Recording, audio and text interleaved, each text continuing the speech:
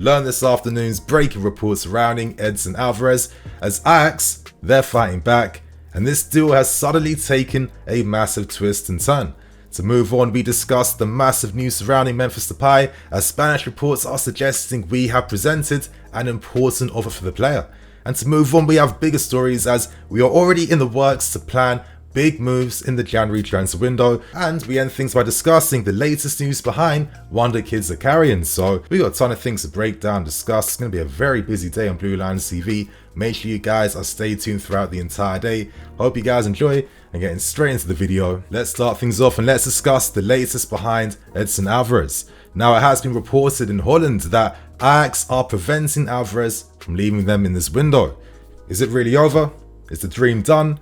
Well, there are some conflicting reports coming out, and it seems like at this point in time, the transfer is in a 50-50 situation. But anyway, moving on, let's get some context behind the story. Alvarez was told by members of the technical team in Huntelaar and Hamstrad that his sale was a non-negotiable. So far, we have presented a €50 million offer. Now, Alvarez has told his agent that he wants to leave. He feels like this is a financial offer of a lifetime. He feels like he could potentially earn around €50 million over 5 years. The contract offered is way too good to turn down, and this is a massive opportunity to earn big money and of course play and compete at the highest level. Now, Huntelaar and co don't want to sell, as they can't find a replacement for him in this window. But what's quite interesting now is that earlier this afternoon, Ajax have confirmed the signing now of Florian Grillitsch on a free deal. And for me, this is way too convenient to just completely ignore and write off. Anyway, Alvarez is angry, he's frustrated. He feels that it's very unfair, knowing that many of his former teammates have been allowed to leave Ajax. His main fear and concern is that this could be the offer of a lifetime, and he could never get an opportunity to make the move. I mean, he could use Tagliafico as an example. He remained at Ajax when Barcelona and big clubs came coming. And in the end, he currently left to sign for Lyon. So I completely understand where Alvarez is coming from, and realistically, we could move on and wait for other targets to come. Anyway, Alvarez and his agent are taking matters higher, and they're taking matters towards Ajax's advisory boards, where they were the ones who had the final say over the recent signings in Ocampos and Vlachodimos. Now, our window ends at 11 PM tonight, so we have plenty of time to get this deal over the line. Now, there are some conflicting reports from Mexico suggesting that they are very confident that this deal is close to being finalized. However, I'm going to trust the Dutch reports, as they're a lot closer to Ajax and the negotiations happening. For me, this really comes down to how Alvarez can force his case to leave Ajax. If he can force a move out, this deal can get done, and he could be the DM that we need to take things forwards with this team. So that's the latest behind Alvarez. Let's now move on to the next stories. If you still haven't bought this year's home kit, what are you waiting for? I'm your guy. You'll find links below in the description. Use my access code NINI10 to get 10% off your final order, you guys. The home kit for me is definitely a grower. You'll enjoy it. It's a nice fit. The collar grows on you as well too. And if you're interested in any of this year's training gear items, of course, use my discount code NINI10, and you'll find all of the relevant links in the description below. Now, let's move on to the next stories, and let's discuss the big news surrounding Memphis Depay. Now, these reports first came from Gerard Romero, as well as AS from Spain. And essentially, they're saying that we have presented Depay an important offer which the player can't turn down. It's turned his head, and now he wants to leave Barcelona to sign for us. There's a lot to unpack here, there's a lot to digest. Let's break down this story one by one. And I guess we have to start things off by talking about Fabrizio Romano's latest tweet, which kind of puts a downer behind this entire story. As he states, we aren't currently in advanced talks to sign Memphis Depay.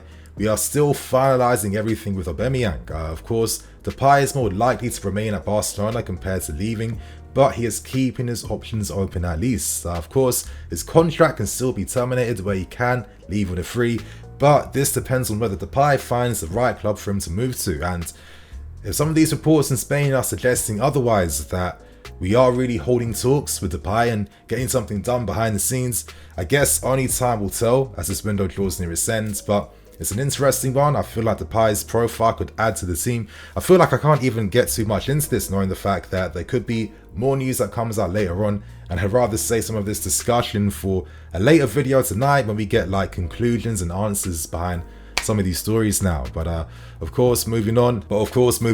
I felt like AS's report gave some nice context behind why there's a possibility behind Depay potentially remaining, and it comes down to the fact that Barca have allowed Braithwaite to leave on a free. Of course, Aubameyang is now signing for us. If Depay was also set to leave, they'd only have 5 attacking players with 3 attacking spots, and knowing how vigorous the season can be, you need to keep your options open and available. So would it make sense for Barcelona now to think of selling Depay? But maybe they could be forced to, knowing the fact that Frenkie De Jong is set to remain and he is adamant that he won't be taking any pay cuts. So that's going to be a completely separate headache for Barcelona to deal with. I think right now is probably the best time to end with this Depay story. I don't think there's much to add to it until we wait for more news to come out later on. So right now, let's keep things rolling, go into the next story, and let's talk about the future.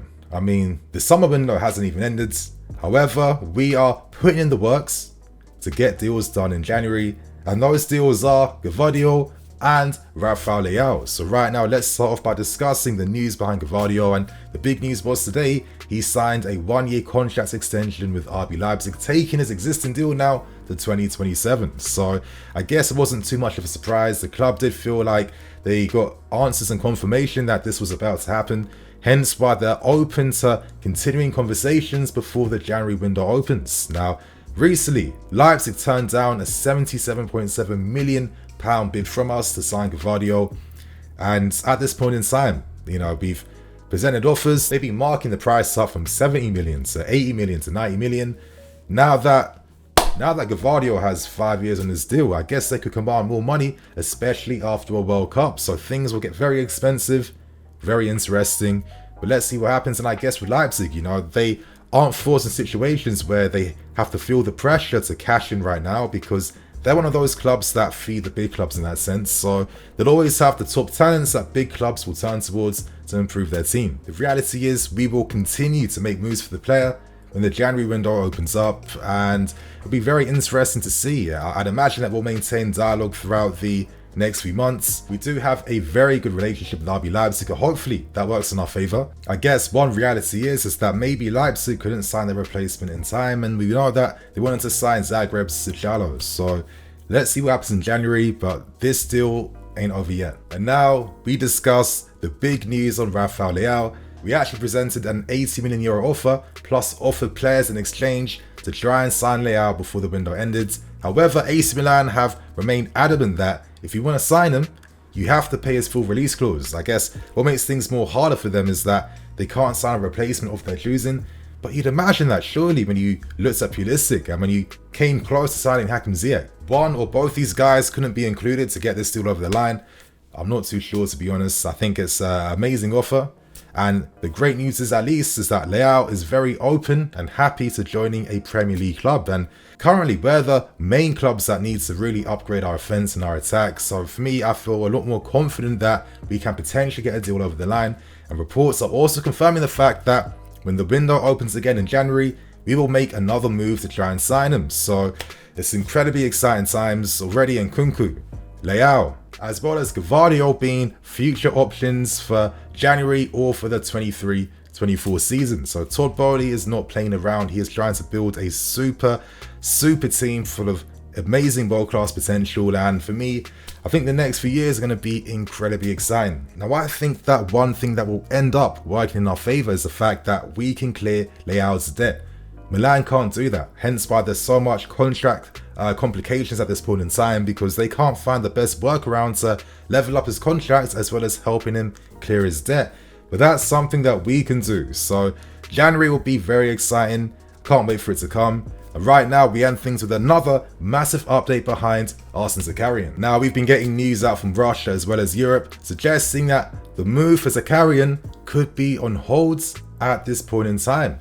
Now, it's been a very complicated situation, but the reality is that in the UK, we've placed sanctions now on Russia. Basically, that means that no money from the UK can find its way in Russian hands. So it's a bit of a sticky one. And unfortunately, it means that Dynamo Moscow have no actual way to receive the funds, even though the deal technically is complete. Paperwork has been finalized, contracts have been finalized. It's just been very difficult to find a workaround for Dynamo Moscow to be able to get the player. Now his lawyer came out on Rafael Pimenta, basically saying that today it is impossible to close the transfer of Zakharyan in the summer transfer window. This transfer is not frozen until winter, but is possible. Now we are still working to ensure that Dynamo can get money from us. So that's all it comes down to, In a sense, he is unofficially our player. And if the situation does change in Russia before the year ends, and if it's possible for them to receive the funds, Zakharyan can still come to the club. Well, I'd imagine that he'd probably start life out in the under-21 team first, and then maybe then get registered in January for the first team. Who knows? But I'd imagine that we want to see him first before he gets those opportunities with the first team. And to end things, let's discuss the breaking news surrounding Billy Gilmour, as we have found an agreement with Brighton to sell Gilmour for around £9 million on a permanent deal. Now, as I said before in the previous video, earlier this morning, Todd Bowley was trying his hardest to prevent the deal from happening. He was preferring for Gilmour to find a loan instead. However, in the end, as I kind of expected, Bowley did respect the wishes of Gilmour and did allow him to leave on a permanent deal. I think that's probably going to be amazing for him, for his career, playing under a manager like Potter that will take his game to the next level, playing a style of football that complements his best qualities and attributes. So I think it's definitely the right move. It's a bit surprising though, considering that we're very light in midfield. So if we can't sign Alvarez, we're looking a bit thin and weak in those areas. So I don't know what would happen then. And I guess good luck to Billy Gilmour. It's a shame that his career just kind of went to nothing out of nowhere for kind of no reason. I still don't really understand what he did wrong, but again, I'm not in the training ground. I don't see what's happening, but I'm not too sure about this one. But I hope the guy has an amazing career, and who knows in the future what might happen. So let's end things as well too by talking about Ethan Ampadu, who joined Spezia on loan for a season, and there's no option to buy included in the deal. Now, I'm a bit disappointed for Ethan. I felt like the reason why his loan move was so poor in the end was because we kept him here, because we were waiting to sign defensive signings first before letting him go. And normally when that happens, the opportunities to move to a club better, well, they get smaller and smaller and smaller. And I think after he had a season already in Serie A, to go to another mid-table team in Serie A, I'm not too sure what that's really doing for him in terms of his career. But for me, I think after this final loan, it'll probably be best for him to use this to market himself and find a permanent move away in the next season, because he's never really got opportunities here. And again, he had a lot of promise when he was playing as a teenager and hasn't really been harnessed again. And I think we all kind of assume that he could be a very interesting option to turn to. So there you have it, you guys. That's probably part 2 of today's news videos. There'll be even more content coming out later today, you guys. I plan on doing a third one to wrap up the window, as well as a stream as well, so we can discuss what went down this summer. So thank you guys for watching, and thanks for watching all the content throughout the summer. It's been a crazy ride. And on that note, I'm Nini FC. This is BlueLionsTV. I'll catch you guys later with some more videos. Cool.